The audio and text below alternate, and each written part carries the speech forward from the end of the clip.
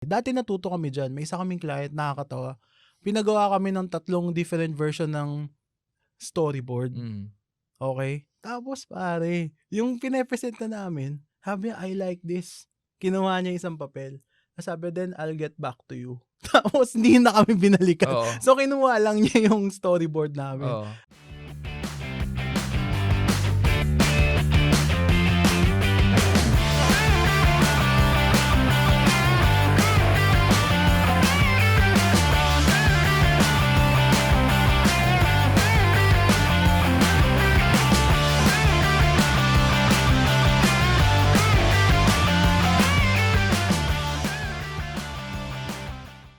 Alright, now let's talk about competition. With the extremely tight competition on the photo and video services landscape, how are you able to adopt and build your business? I mean, we talked about pricing just now. Do you still adjust your pricing model? Do you still add to your features or packages list?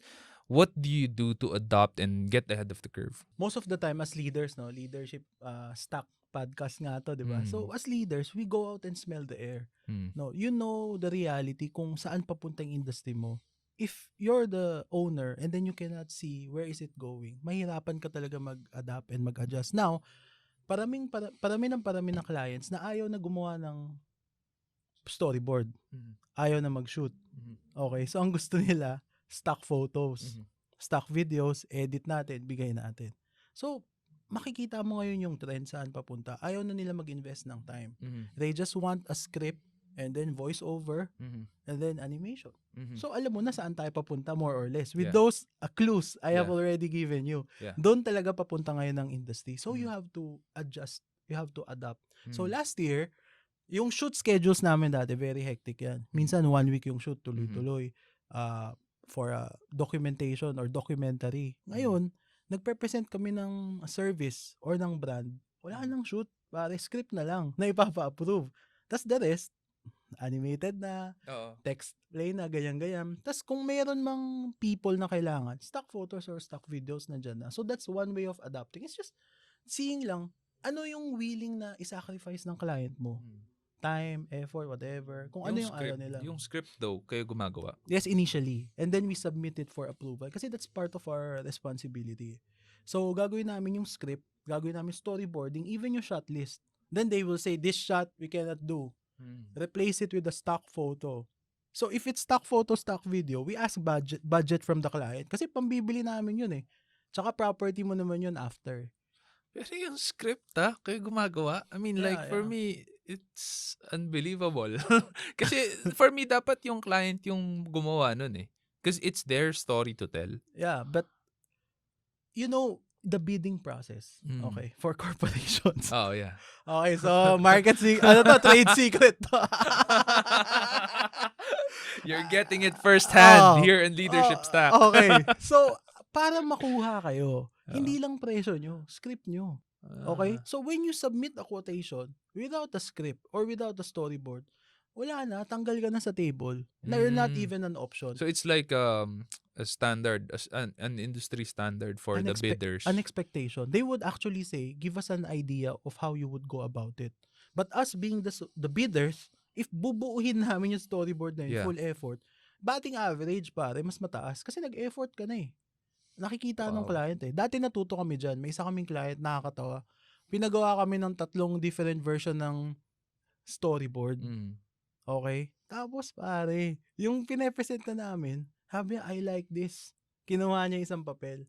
Sabi, then I'll get back to you. Tapos hindi na kami binalikan. So kinuha lang niya yung storyboard namin.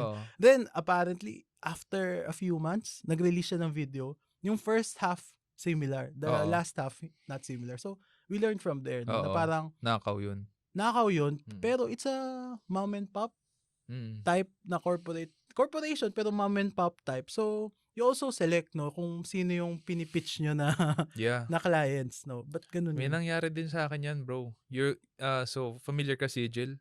Yeah. It's one of my companies, a creative company. We did video storyboarding for a very big logistics company here in the Philippines. If you're wondering, the color of their logo is red. Wow! Red! Bro, nakaw. I couldn't believe it. Grabe. Nakakaw. Nung nakita namin yung video na nirelease nila, kasi nag-radio silent din eh. Yeah. Nung nakita namin, bro, parehas. Grabe, no? Ang malala doon, binayaran ko yung storyboard, bro. Shucks. Kasi may team ako in-house, pero hindi sila, nag-outsource pa kami nung nag-drawing Yung storyboard, yung idea, yung kwento sa amin. Yeah. Script sa amin. Pero yung drawing, binayaran ko pa yun. Sayang. Yung masaklap, pero that's the reality of it eh. Kaya, the one thing I love about what we do at SEO Hacker, we don't have that.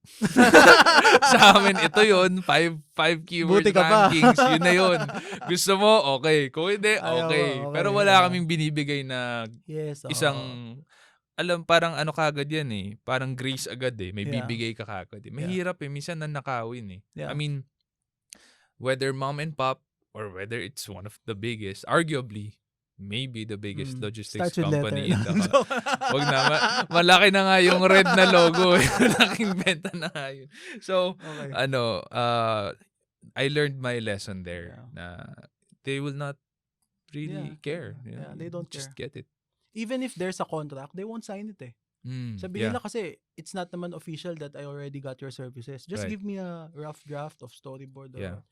So there's really no, I remember then my corporate kami. We asked for a down payment. You know how they answered? We don't do that. Right. There's no such thing as down payment in our company. So it's either being the preferred supplier, you adapt to our process, or get out. This is interesting because you have experienced that with the mom and pop na they got your idea and they made a video out of it, which I'm sure you would know because you made the storyboard. You would know if they copied it.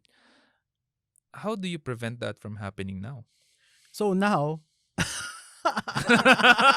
kasi you mentioned that you still have to do it. Yeah, we still have to do it. That it's industry standard. Actually, the problem here is when it's a new client, there's really a risk.